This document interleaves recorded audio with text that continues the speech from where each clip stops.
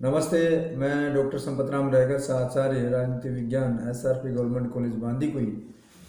मेरे विद्यार्थियों, आज हम BA पार्ट 3 के प्रश्न पत्र प्रथम में लोक का सामाजिक समझौता के सिद्धांत के बारे में अध्ययन करेंगे। लोक ने प्राकृतिक दशा की जो जितनी भी असुविधाएं थी उनको दूर करने के लिए मनुष्य ने एक समझौता किया। उनके मतानुसार वो मानते हैं कि मनुष्य ने एक समझौता किया।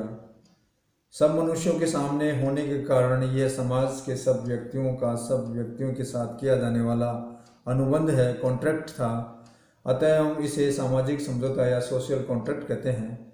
इसमें राजनीतिक समाज और राज्य का प्रादुर्भाव हुआ, किंतु यह समझौता किसी सरकार या यूं कहें कि शासक के पास नहीं किया गया। ये समझौता का उद्देश्य जीवन, स्वतंत्रता और संपत्ति की आंतरिक और बाह्य संकटों को रक्षा करना था। इस समझौते में प्रत्येक व्यक्ति अपने इस प्राकृतिक अधिकार को छोड़ने के लिए सहमत हुए कि वह स्वयं प्राकृतिक नियमों को लागू करने का और इसके साथ साथ दूसरों को दंड देने का कार्य नहीं करेगा। हॉब्स ने भी सामाजिक समझौते के विचार को माना था, किंतु हॉब्स और लोक के समझौते के विचारों में कुछ अंतर थे, मतभेद थे। वो इस प्रकार हैं। पहला मतभेद था कि लोक के समझौते के अनुसार मनुष्य ने केवल ऊपर बताए गए प्राकृतिक नियमों को स्वयं लागू करने के एकाधिकार को छोड़ा, न कि हॉब्स की कल्पना के अनुसार अपने सभी अधिकारों को छोड़ा। हॉब्स ये मानता है कि सारे अधिकार छोड़ने पड़ेंगे। दूसरा जो कारण है, जो अंतर है, वो इस बात का है कि हॉब्स ने से दूसरा मतभेद इस बात का था कि उसने अपना ये अधिकार लेवियाथान जैसे व्यक्ति विशेष, किसी व्यक्ति समूह या सामान्य विधानसभाओं को समर्पित नहीं किया, किंतु उसे समुचित समुदाय यानी कम्युनिटी को समष्टि के रूप में प्रदान किया। तीसरा जो अंतर है वो यह है कि सामाजिक समझौते के परिणाम स्वरूप लेवियाथान बनता है। वह अपने असीम अधिकारों को सर्वशक्तिशाली, संपूर्ण प्रभुत्व संपन्न प्रभु होता है। लोक के समझौते से बनने वाले समाज को इस प्रकार के असीम और अमर्यादित अधिकार नहीं होते हैं। वह केवल प्राकृतिक नियमों के विरुद्ध अपराधों के निर्धारण और अपराधियों को दंड देने का कार्य करता है। इससे अधिक उसे किसी प्रकार का कोई अधिकार नहीं है। प्रत्येक व्यक्ति को प्राकृतिक अधिकारों का पालन कराने और उसके साथ साथ सुरक्षित रखने की ये समझौता किया गया है। इस समझौते के द्वारा उत्पन्न समुदाय या यूं कहें कि राज्य मनुष्य के प्राकृतिक अधिकारों का अतिक्रमण या उसको हनन नहीं कर सकता है। ये वह ऐसा है जो अपने कर्तव्यों को हटा सकता है और जनता को उसके विरुद्ध विद्रोह का अधिकार प्राप्त होता है। चौथा जो भेद है हॉब्स और लोक में, वो ये है कि हॉब्स के अनुबंध द्वारा प्राकृतिक दशा यानी स्टेट ऑफ नेचर तथा प्राकृतिक नियम नेचर ऑफ लॉ का अंत हो जाता है, किंतु लोक के मतानुसार इस समझौते के बाद में भी मनुष्य का प्राकृतिक अधिकार या यूं कहें प्राकृतिक कानून का पालन करने के लिए उसी प्रकार बाध्य है जैसा वह इससे पहले था। लोक के शब्दों में प्राकृतिक विधि के बंधनों का राजनीतिक समाज में अंत नहीं होता है। लोक इस समझौते के आधार पर राजनीतिक समाज, सिविल सोसाइटी का प्रादुर्भाव होने से दो महत्वपूर्ण परिणाम निकलते हैं। पहला जो परिणाम है वो यह है कि समुदाय के बहुमत द्वारा शासन का अधिकार है। अल्पसंख्यक को बहुमत की इच्छा का पालन करना चाहिए। समाज की व्यवस्था के संचालन के लिए नितांत ये आवश्यक भी है। उसके सामाजिक अनुबंध की एक महत्वपूर्ण शर्त बहुमत की इच्छा का वंशवर्ती होना है। दूसरा जो परिणाम है वो है कि समझौते से व्यक्तियों ने अपना कर्तव्य स्वीकार कर लिया है। वे राज्य के निर्णयों को क्रियान्वित करने के लिए अपनी पूरी शक्ति के साथ सहयोग प्रदान करेंगे। लोग इस समझौते को बुद्धिसंगत तथ्यों के साथ साथ में इसको ऐतिहासिक सत्य भी मानता है। वो कहता है कि इससे राजनीतिक संगठन की उत्पत्ति इतिहास के उषा काल में उस समय हुई जब इन तथ्यों को लिपिबद्ध करने के साधनों का आविष्कार नहीं हुआ था। इसका कोई ऐतिहासिक उल्लेख या विवरण उपलब्ध नहीं होने से इसको ऐतिहासिक समझना वैसा ही है जैसा कोई कहे कि यूनान पर आक्रमण करने वाले जरक्सीस के सैनिक कभी बालक नहीं थे, क्योंकि हमें उनके बाल्यकाल का कोई वृत्तांत उपलब्ध होता ही नहीं। उसने रोमन, वेनिस और स्पार्टा के उदाहरणों को ऐतिहासिक पुष्टि की है और ये कहा है कि जैसे मनुष्यों को अपने जन्म तथा बचपन की बातें भूल जाते हैं, उसी प्रकार राष्ट्रों को भी अपनी उत्पत्ति और शैशव की स्मृतियाँ नहीं रहती हैं। अब हम इसके लोक के सामाजिक समझौते की विशेषताओं के बारे में अध्ययन करेंगे। इसमें विशेषताओं में ये बताया गया है कि एक बार समझौता हो जाने के बाद कभी उसे रद्द नहीं हो सकना होता है। इस बात का वह हॉब्स से सहमत है। उसके मतानुसार समझौता को स्वीकार कर लिया है, उसे प्राकृतिक दशा में लौटकर जाने में कभी भी स्वतंत्रता प्राप्त नहीं होती है।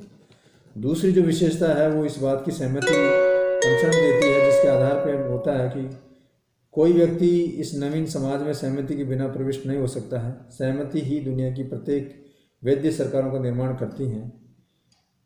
वह यह मानता है कि राज्य के प्रत्येक नागरिकों के बच्चे सर्वथा स्वतंत्र रूप से उत्पन्न होते हैं और उन्हें इस बात की पूरी स्वाधीनता है कि सहमति प्रदान करें या न करें, और यदि कोई वे ऐसा नहीं करते हैं तो वह राज्य के बाहर जाने पर भी वे अपने पैतृक संपत्ति के उत्तराधिकार से वंचित हो जाएंगे।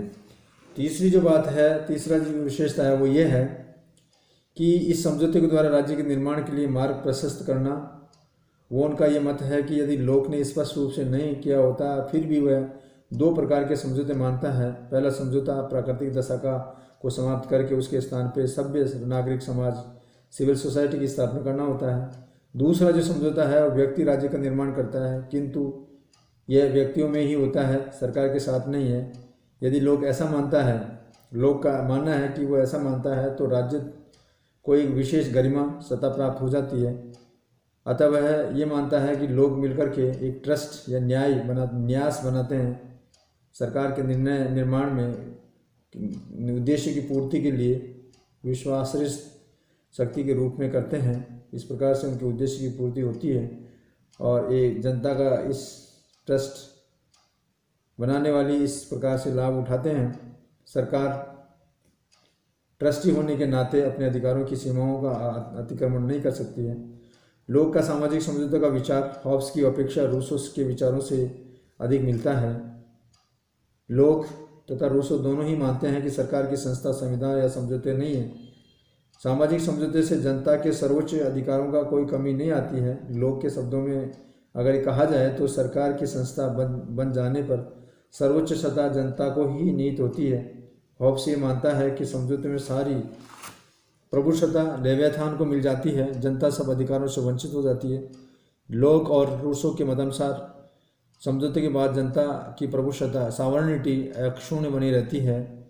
इसके संबंध में डैनिंग कहता है कि लोग के सामाजिक समझौते के विचारों का कोई ऐसी बात नहीं है जिसका कि प्रतिपादन उससे पहले दार्शनिकों ने नहीं किया हो, किंतु उसकी बड़ी विशेषता ये रही है कि अत्यंत सुनिश्चितता रूपता प्रदान की गई है, व्यक्तिवादी उसको बना दी गई है। हॉब्स और प्लेफुडोर्फ ने इस आधार पर सरकार की सत्ता को निरंकुश बनाया था, किंतु लोक ने इस सिद्धांत से उस पर अनेक मर्यादाएं और प्रतिबंध लगाए। इसका प्रधान उद्देश्य व्यक्तियों के अधिकारों को सुरक्षित रखना स्वीकार किया है।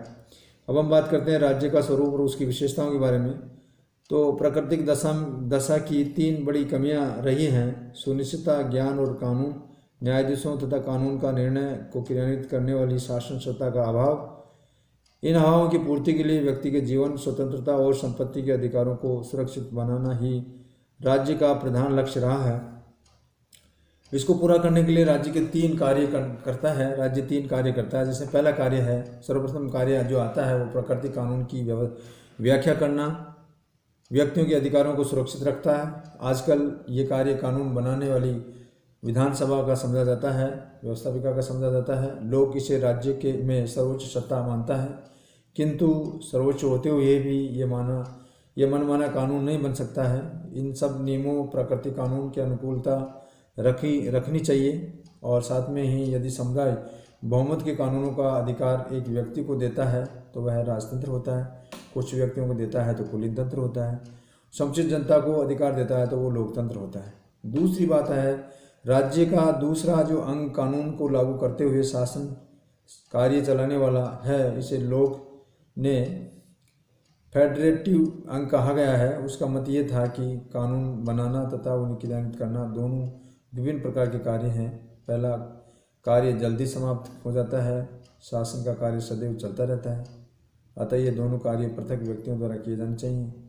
उनका ये भी मत है कि कानून बनाने वालों को इन्हें क्रियान्वित करने वालों को कार्य देना बुद्धिमत्तापूर्ण नहीं है, क्योंकि इसे इस अवस्था में ये सब अपने कानूनों के पालन के लिए अपने को मुक्त समझने लगेंगे और कानून का निर्माण क्रियान्वित और व्यक्तिगत इच्छाओं से करने लगेंगे। यह शेष समुदाय की इच्छा से भी भिन्न तथा समाज और राज्य के उद्देश्यों के प्रतिकूल हो सकता है। इस प्रकार से लोक ने शक्ति पृथक्करण यानी पावर ऑफ सेपरेशन के सिद्धांत को कहीं बीज के रूप में प्रतिपादन किया। तीसरा है राज्य का तीसरा जो महत्वपूर्ण कार्य है विधानसभा द्वारा बनाए गए कानूनों का उल्लंघन करने पर अपराधियों को दंड देने का है। यह न्याय विभाग या न्यायाधीशों के द्वारा किया जाता है। लोक के राज्य की विशेषताओं के बारे में अध्ययन करेंगे। लोक के राज्य की क्या क्या विशेषता हैं। पहली विशेषता यह है कि राज्य की सत्ता जनता के लिए है, न कि जनता राज्य के लिए है। वह बराबर इस बात पर बल देता है कि सरकार का लक्ष्य समुदाय की भलाई करना, गुड ऑफ द कम्युनिटी करना है।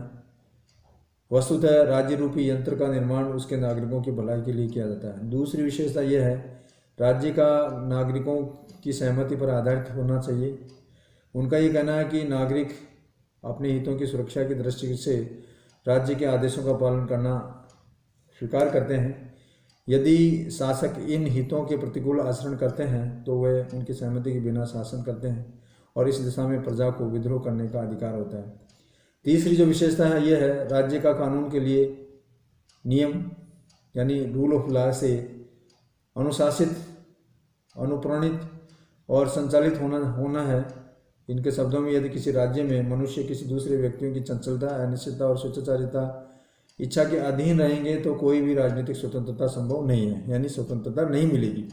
अतः सरकार का शासन जनता में उद्घोषण तथा उसे ज्ञात स्थायी कानूनों का होना चाहिए, न कि फौरन जल्दी में दी गई आज्ञाओं का होना चाहिए। व्यक्तिगत शासन का विचार लोग की बहुत बड़ी देन है। चौथी विशेषता है कि राज्यों के कार्यों का सीमित होना। वह केवल सुरक्षित, सुव्यवस्था एवं न्याय के 3 कार्य कर सकता है। इसके अतिरिक्त राज्यों को शिक्षा देने और उनके स्वास्थ्य सुधारने के लिए सुसंस्कृत और नैतिक बनाने का कार्य राज्य का नहीं कर सकता है। वह नागरिकों की संपत्ति पर भी मनमाना कर नहीं लगा सकता है, क्योंकि संपत्ति रक्षा के लिए राज्य की स्थापना हुई है। प्रजा के प्रतिनिधियों की सहमति से ही उसे इस पर कर लगाने का अधिकार है। 17वीं शताब्दी में इंग्लैंड में राजा और पार्लियामेंट के बीच उग्र विवाद गृह युद्ध का कारण यही था कि राजा कर लगाने के विषय में पार्लियामेंट से कोई अधिकार नहीं मानना चाहता था। इस विवाद को लेकर लोक ने पार्लियामेंट के समक्ष प्रबल पोषण रखते हुए राज्य के कार्य क्षेत्र को बड़ा संकुचित और मर्यादित कर दिया। 5वीं जो विशेषता है वो यह है कि राज्य के अधिकारों को 2 कारणों से सीमित कर मर्यादित होना चाहिए। पहला तो यह है कि राज्य अपनी सत्ता जनता से ग्रहण करता है, और दूसरा यह है कि राज्य को यह सत्ता या अधिकार न्यास यानी ट्रस्ट के रूप में विशेष उद्देश्यों की पूर्ति के लिए दिया जाता है। लोक के अनुसार मनुष्य द्वारा समाज के बनाए जाने वाले उद्देश्य, संपत्ति का संरक्षण, राज्य सभी को ऐसा कार्य नहीं कर सकता है जो उसके मूल उद्देश्य के प्रतिकूल हो। राज्य तो उद्देश्य रूपी न्याय का संरक्षक यानी ट्रस्टी। उदाहरण के तौर पर अगर हम बात करें, यदि किसी व्यक्ति को मंदिर बनाने या स्कूल चलाने के लिए रुपया दिया जाता है, वह इसका व्यय मनमाने ढंग से किसी तीसरे कार्य को नहीं कर सकता है। उसी प्रकार से राज्य अपनी सूची समुचित शक्ति अधिकारों का प्रयोग वह केवल नागरिकों के अधिकारों की रक्षा के हित के लिए ही कर सकता है। जिस प्रकार से धन का दुरुपयोग करने पर ट्रस्टी को अपने पद से हटा दिया जाता है, उसी प्रकार से राजकीय सत्ता भी इसी अपने अधिकारों और कर्तव्यों का पालन नहीं करें तो उसे पद से हटा सकती है। विद्रोह का अधिकार यानी राज्य का निर्माण जनता के हित के लिए कुछ विशेष उद्देश्यों की पूर्ति के लिए निमित्त होता है। उसे शासन का अधिकार न्यास यानी ट्रस्ट के रूप में मिला है। वह जनता की सहमति पर आधारित वैधानिक होता है, क्योंकि यदि उसे जनता की सहमति प्राप्त नहीं हो और वह अपने न्यास यानी ट्रस्ट के विरुद्ध आचरण या करें और वैधानिक शासन के स्थान पर स्वेच्छाचारी बरतने लगे, अपनी मर्यादाओं का पालन न करें, तो जनता को शासन सत्ता के विरुद्ध विद्रोह करने और उसे बदलने का अधिकार है। लोक के शब्दों में, जब जनता ये अनुभव करे कि विधानमंडल उसमें रखे जाने वाले विश्वास के प्रतिकूल कार्य कर रही है, तो जनता को यह सर्वोच्च अधिकार प्राप्त है कि वह विधान पालिका को हटा दे या उसको बदल दे। सीधी सी बात है। जनता इस अधिकार का प्रयोग भगवान से अपील करके तथा शक्ति और हिंसा के विरुद्ध भगवान द्वारा दिए गए अंतिम उपायों अर्थात विद्रोह द्वारा कर सकती है। उसके मत अनुसार विद्रोह द्वारा सरकार को भंग किए जाने पर भी समाज बना रहता है। विद्रोह का अधिकार वह केवल संख्यात्मक ही होता है। इस प्रकार से उसे ब्रिटेन में 1688 की जो क्रांति है वो न्यायोचित सिद्ध होती है, जिसको हम ग्लोरियस रिवोल्यूशन यानी गौरवपूर्ण क्रांति के नाम से भी जानते हैं। लोक ने जनता द्वारा विद्रोह या क्रांति का अधिकार इतना अधिक बल दिया गया कि उसके संबंध में ये कहा गया कि शासना विषयक सिद्धांत का ही नहीं अपितु क्रांति विषयक सिद्धांत का भी प्रतिपादन किया है। इसका कारण यह है कि लोक व्यक्तियों को जितना महत्वपूर्ण समझता है उतना ही राज्य को वो नहीं समझता। राज्य का प्रधान उद्देश्य प्रयोजन जनता और समुदाय का कल्याण करना होता है। राजा और सरकार को शासन करने की शक्ति इसलिए दी जाती है कि वह व्यक्तियों के जीवन के साथ साथ में स्वतंत्रता और स्वतंत्रता के साथ साथ संपत्ति के अधिकारों को सुरक्षित वो रखेगा। राजा को प्रजा के शासन करने का अधिकार दिया गया है वह, और साथ में ये भी बताया गया है कि राजा प्रजा का वशवर्ती सेवक है। वह अपने पद पर तभी बना रह सकता है जब वह इस कार्य को समुचित रीति से पूरा कर रहा हो। ये बात राजा के साथ में साथ शासन करने वाले पार्लियामेंट्री पर भी लागू होती है। लोक ने अपने जीवन में देखा कि किस प्रकार से इंग्लैंड के राजा चार्ल्स प्रथम ने जेम्स द्वितीय ने लंबी पार्लियामेंट यानी लॉन्ग पार्लियामेंट ने अपने अधिकारों का दुरुपयोग किया, जनहित की उपेक्षा की, जन कल्याण के अपने पवित्र दायित्वों को पूरा नहीं किया और लोग इस प्रकार से दुर्व्यवहार को रोकना चाहा। अतः उसने जनता को ऐसे शासन के विरुद्ध विद्रोह करने का अधिकार प्रदान किया। यदि कोई शासन अपने पवित्र दायित्व और कर्तव्यों को पूरा नहीं करवाता है तो जनता क्रांति द्वारा शासन को बदल सकती है। यदि कोई सरकार अपनी शक्ति का दुरुपयोग करती है तो वह अत्याचारी शासक का रूप धारण कर लेती है। यह अत्याचारी शक्ति द्वारा किया जाता है, अतः इसके प्रतिकार के लिए क्रांति की शक्ति का प्रयोग किया जाना चाहिए। लोग न केवल अत्याचारी शासक को हटाने के लिए क्रांति का समर्थन करता है अपितु इसका इसलिए भी करता है, प्रबल पोषक है कि वह क्रांति के भय से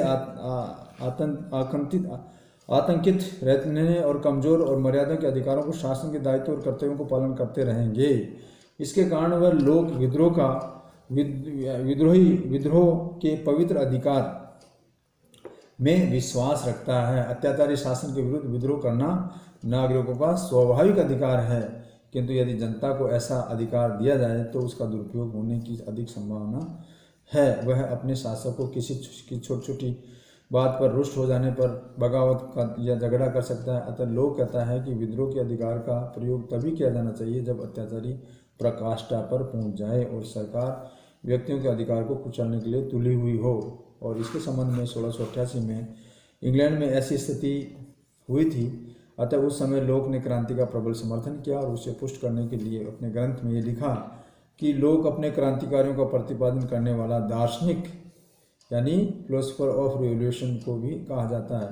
उसे इस नाम देने का कारण ये भी है कि वह शासन को सुधारने का एकमात्र उपाय क्रांति ही बताता है। अब आता है उसी के अनुसार सीमित प्रजातंत्र संबंधी विचार। लोक के मतानुसार नागरिक समाज जनता में सहमति पर आधारित होती है, इस प्रकार से निरंकुश नहीं हो सकता है। अतः कुछ उनका कहना है कि ठीक निरंकुश शासन प्रभुसत्ता पर कोई विचार लोक नहीं रखता है। वह संवैधानिक सरकार के पक्षपाती है। वह शक्ति के विभाजन पर आधारित था और इसके लिए कई प्रकार से प्रतिबंध लगाए। जो प्रतिबंध इस प्रकार से हैं, पहला जो बात है वो है कि सरकार जनता की इच्छाओं के विरुद्ध कोई आदेश नहीं दे सकती। दूसरा है वह बिना व्यक्ति की सहमति के उसके व्यक्तिगत संपत्ति को नहीं ले सकती है। तीसरा है व्यक्ति के प्राकृतिक अधिकारों को, जीवन स्वतंत्रता और संपत्ति के अधिकारों का अपहरण नहीं कर सकती है।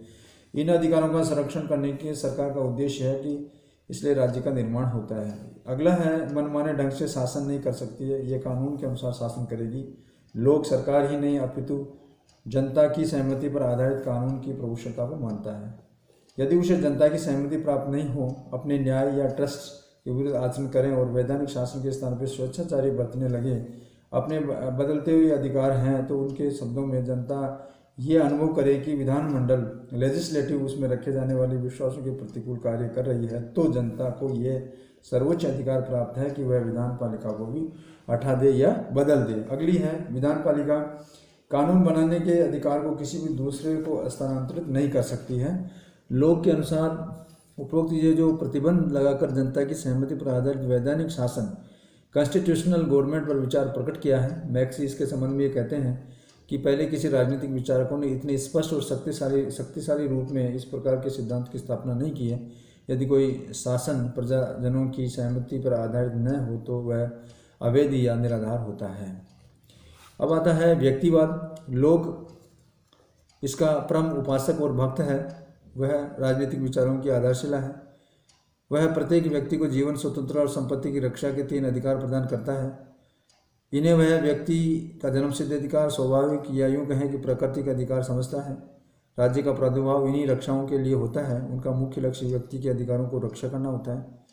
इसी दृष्टि से वह राज्य की सत्ता पर अनेक प्रकार के प्रतिबंध और मर्यादाएं लगाता है। मैक्सी इसके संबंध में लोक के कार्यों और राजसत्ता को ऊंचा उठाना नहीं चाहता, किंतु उसके प्रतिबंधों का प्रतिपादन करना शासक समाज के प्रतिनिधि मात्र है। हॉब्स के लेवियाथान की भांति निरंकुश प्रभु नहीं है। अतः लोक के राज्य की तुलना बड़ी लिमिटेड कंपनियों द्वारा की जाती है, जिसमें कंपनी के संचालक या हिस्सेदारों के दायित्व मर्यादित होते हैं। इसके संबंध में डेनिंग ये कहता है कि व्यक्ति के प्राकृतिक अधिकार संपूर्ण प्रभुत्व संपन्न समाज के अधिकारों को ठीक वैसे ही सीमित हैं जैसे प्राकृतिक अवस्था में एक व्यक्ति के प्राकृतिक अधिकार दूसरे व्यक्ति के प्राकृतिक अधिकारों को मर्यादित करते हैं। उसने धर्म विषयक विचारों पर भी व्यक्तिवाद को स्पष्ट झलकता है। वह प्रत्येक व्यक्ति को अंतःकरण के अनुसार धार्मिक पूजा और उपासना की स्वतंत्रता प्रदान करता है। उसके अनुसार राज्य के सभी नागरिकों को इस बात की खुली छूट होनी चाहिए कि चाहे वह व्यक्ति अपनी इच्छा अनुसार किसी भी धर्म या संप्रदाय का सदस्य बन सकता है। उसकी दृष्टि से व्यक्ति मुख्य रूप से राज्य गौण है। व्यक्ति सामाजिक समझौते करके प्राकृतिक दशा का अंत ही इसलिए करता है कि वह अपने प्राकृतिक अधिकारों की रक्षा कर सके।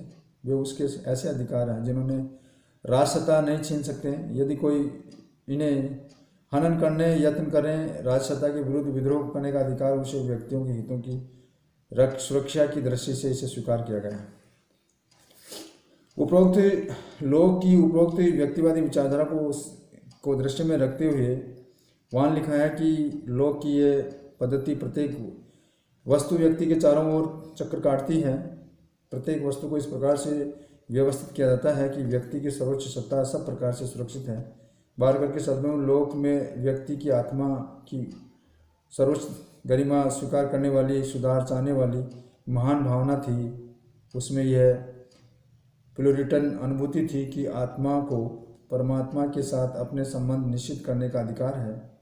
उसमें यह प्यूरिटन सहज बुद्धि थी कि वह राज्य की सीमा निश्चित करते हैं। उसे ये कह सकते हैं कि उसका कार्य क्षेत्र यहाँ तक है और आगे नहीं बढ़ सकती है। और इसी के संबंध में डेनिक के शब्दों में व्यक्तिवाद की ये आधारशिला मनुष्य के प्राकृतिक अधिकारों और इसके साथ साथ राजनीतिक चिंतन के क्षेत्र में लोग की सबसे महत्वपूर्ण देन स्वीकार है। मैक्सी इसे महत्वपूर्ण ही नहीं अपितु सबसे अधिक प्रभावशाली और गतिशील डायनेमिक भी मानता है। पिछले 200 वर्षों में इस आधार पर व्यक्ति के प्राकृतिक अधिकारों की रक्षा के लिए सर्वोच्च सत्ता विधान नियंत्रण स्थापित किए गए हैं। व्यक्तिगत स्वतंत्रता को संविधान द्वारा सुरक्षित किया गया है।